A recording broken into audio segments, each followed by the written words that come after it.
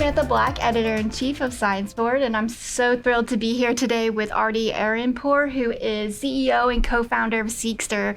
Thanks for joining us today, Ardy. Thanks, Samantha. Great to be here. Happy Tuesday, Taco Tuesday from San Diego, California. Awesome. Yeah, I'm definitely going to be grabbing some tacos later now. Well, we're so excited to have you on the show today, and we're excited to learn about the company. So just to start us off, can you tell us a little bit about your background and a little bit about Seqster? Sure. Yeah. Look, gosh, where do I start? Landed in the U.S. in San Diego in 1986 when I was 6. Quickly realized that you had to learn English to do anything. Learned English when I was 9, and it took 3 years to kind of get going. And then my first job was actually at the Salk Institute when I was 16 years old, working on various different research at the Salk Institute for biological studies. That was the first time I was touched by science in the first place, and I thought I wanted to go, get my PhD or get my MD. Fast forward, I went to UC Irvine for my undergrad. I was pre-med, didn't make it to medical school. At the age of 21, landed my first sales and marketing job in biotech. And then from there became an executive in my mid to late 20s, and then got into startups in my late 20s.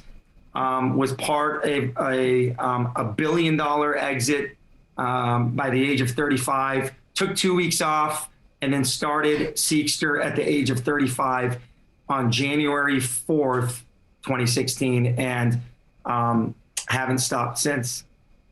Wow. Yeah. I mean, congratulations. That's just incredible at such a young age. It sounds like you just found something that you're really passionate about and you just went after it full speed ahead.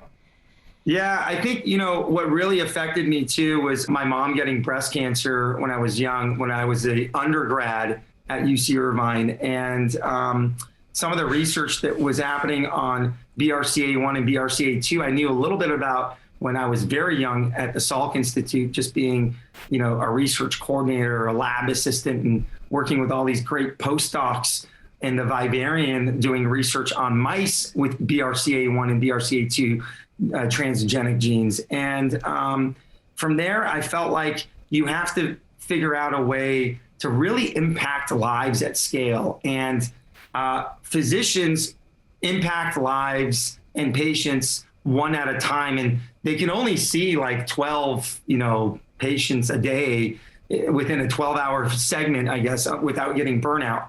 And so I was actually very lucky to not be, skilled or smart enough to make it, to medical school and be able to take a different pathway with science and mixing business with science. And I'm very grateful for that. If it wasn't for San Diego, Seqster would not exist. Yeah, I know. And we love the intersection of business and science here. So can you dig in a little bit to that and tell us about what your business is and kind of how it got up and running? Yeah, with Seqster, the whole premise and idea behind Seqster was putting the person at the center of healthcare in order to disrupt all their EMR, EHR data, baseline genetic DNA data, continuous wearable monitoring data, and much, much more. Bringing together a longitudinal health record in real time and, really cracking interoperability, which we didn't know much about when we first got started. I spent 17 years in the DNA sequencing business before really starting Seqster. And it was, for me, more about combining your genomic DNA data with all your other medical data, hence the word Seqster. And so, we went down that journey and no one wanted to talk to us in 2016. We got a couple calls for investments in 2017. And then everything changed in 2018 when Bill Gates found out what we were doing with the Alzheimer's community and those disease cohorts. And I was lucky enough to be flown and spend 3.5 hours with Bill Gates. And he actually told me that we should be going full force enterprise with our software as a service. And that was, I think, the turning point in getting investments from pharma companies such as Takeda, which we're backed by. We have investments from 23andMe's and Wijiki, as well as United Healthcare Group's OmniHealth Holdings investors. So just really the timing and the pandemic of 2020, COVID, accelerated digital health. And we built a platform from 2016 that was much needed in 2020 and 2021 and beyond. And that's what's so exciting, because digital health has fully accelerated by a minimum, I would say, of 7 years, possibly even 10, as I mentioned on a lot of my talks. That's incredible. Yeah. And what a time and what a opportunity to be at the right place at the right time, right? With your tools that you're developing. So can you talk a little bit about COVID and what you guys were doing during the beginning of the pandemic and throughout to kind of make sure that data was being utilized, or how you were handling data during that time?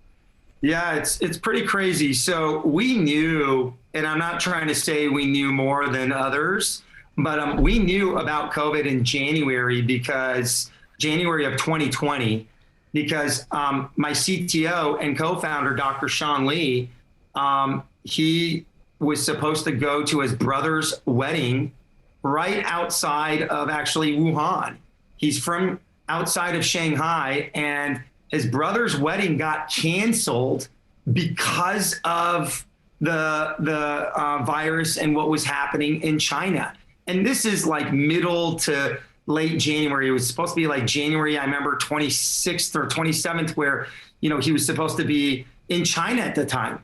And he kept on telling us that this is going to be serious here. And, if this gets, an outbreak of some sort.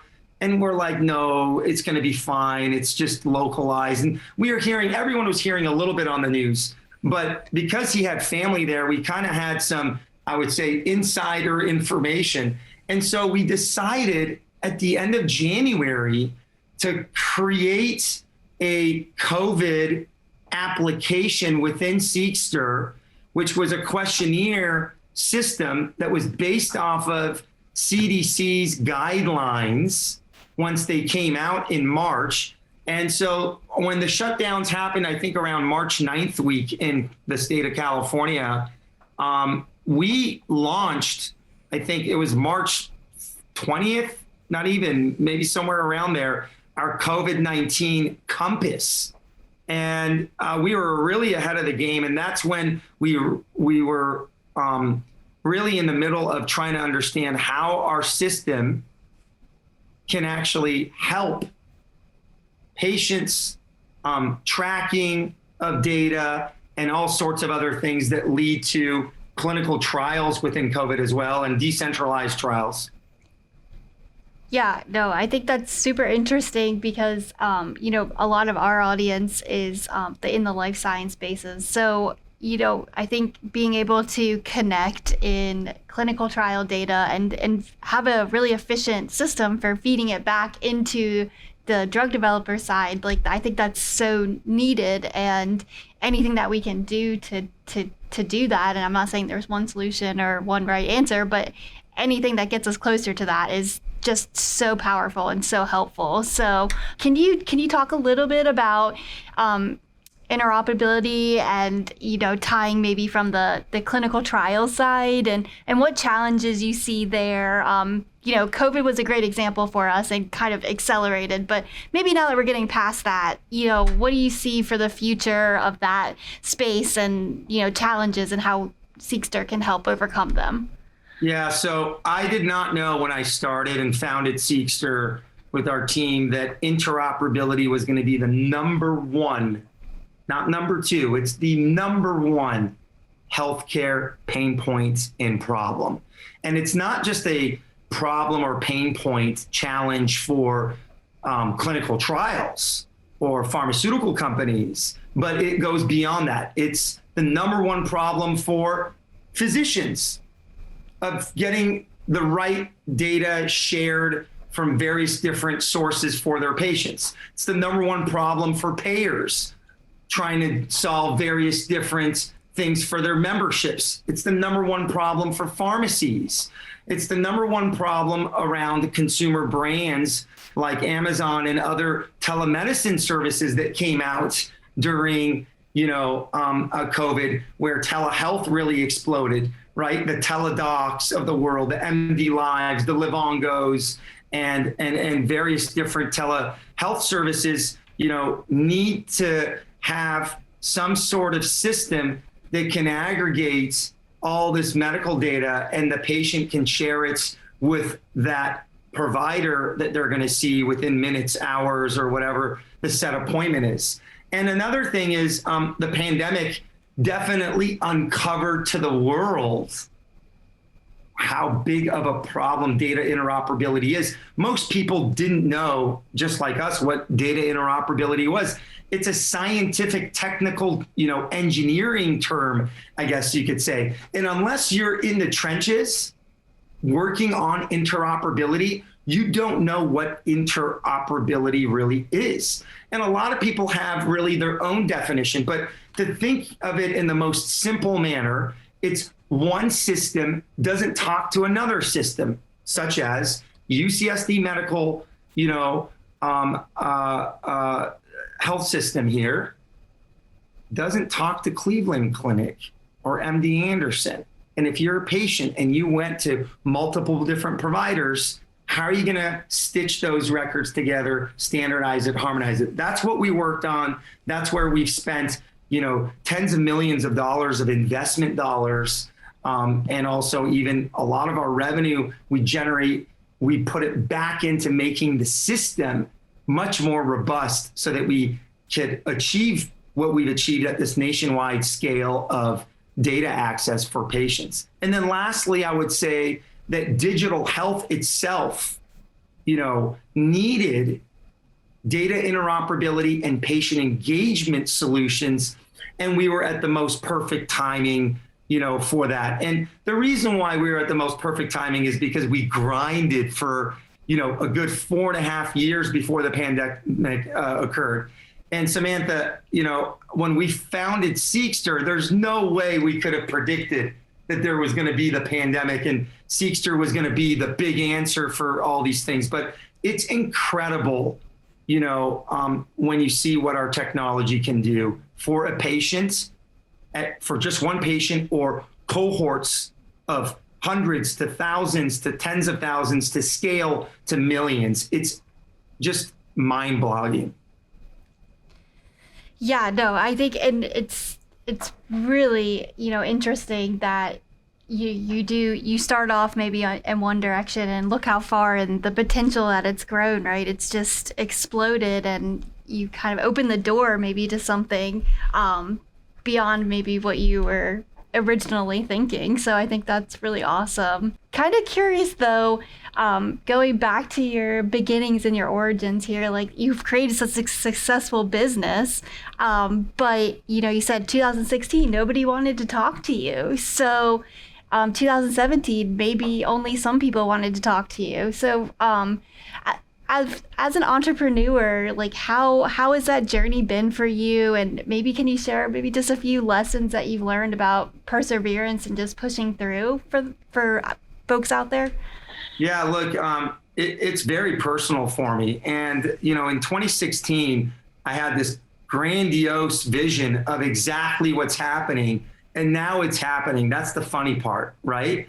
And we're going further and further and further because we built multiple different platforms that hit on real world data, life sciences, real world evidence, and data interoperability being one foundational piece of the technology, and patient engagement tools and lots of different things. But in 2016, I can't tell you how many emails I have that one day, we will, somehow in an anonymous way share the lessons, I guess you could say, where people told me, you are not qualified to do this.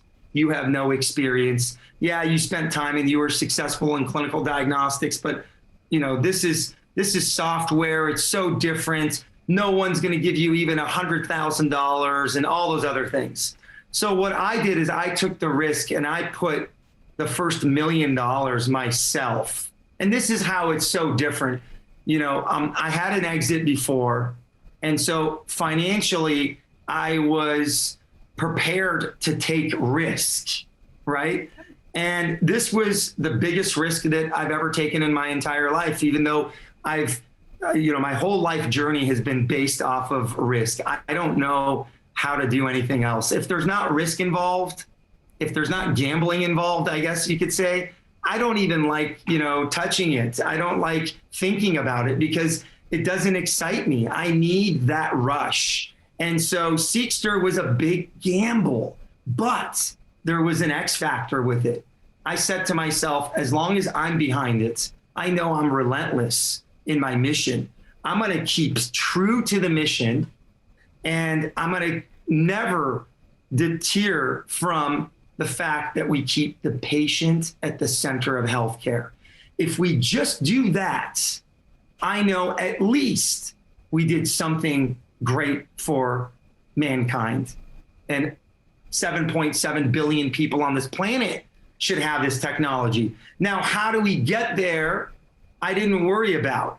I just focused on the journey and not the destination. A lot of entrepreneurs think about, making money, business plans, and that stuff is great, and exits and things like that. Because I already had that experience, we didn't even have a business plan. All my investors were trying to push me on a business plan, and I said, no, build an amazing product for patients, by patients, and the business will come to us.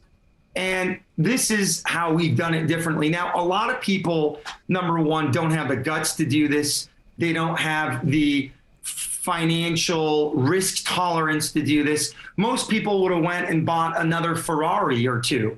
Instead, I took my money and I put it, where my mouth is. And I said, we're going to build Seqster, and we're going to get it, building in San Diego, where now a lot of tech companies and health tech companies want to start in San Diego. But even in 2016, everyone was telling us, Samantha, oh, you guys are in San Diego. We're not going to invest in you because you're not in San Francisco.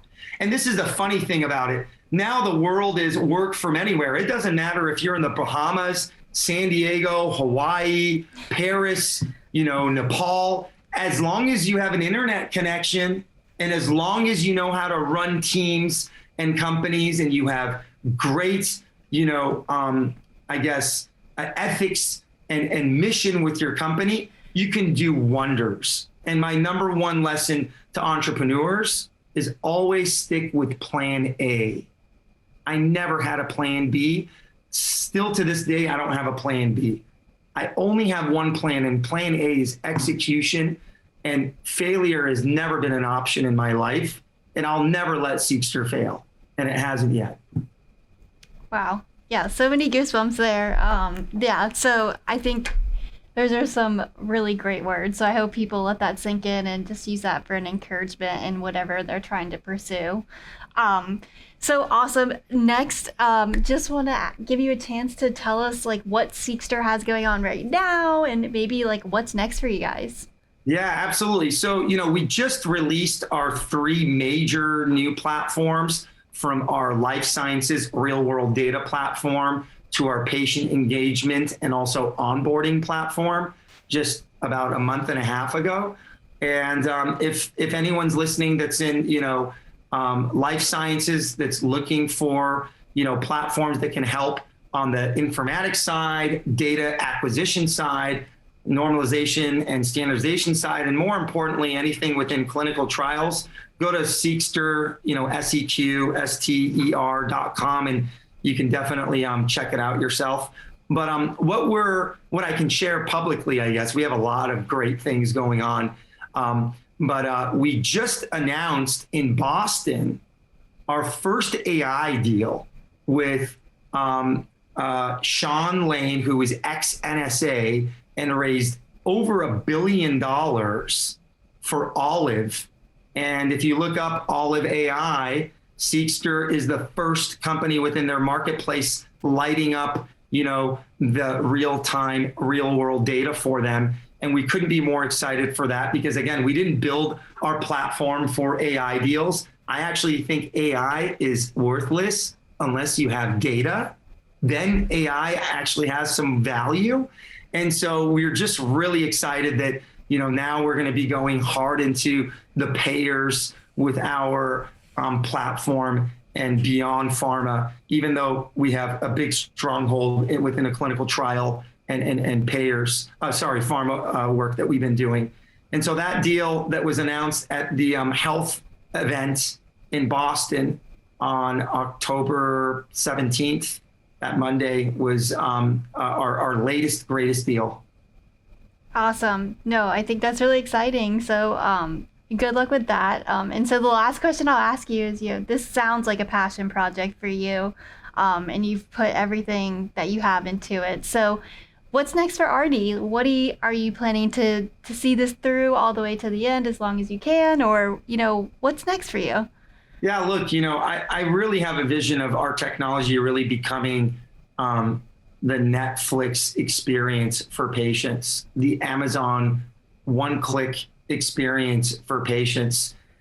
Patient experience, and having spent now, 20,000 hours really with our incredible engineering, UI, UX team and developers and marketing team, we've learned so much. It's not the fact that we have built a phenomenal platform that helps save lives.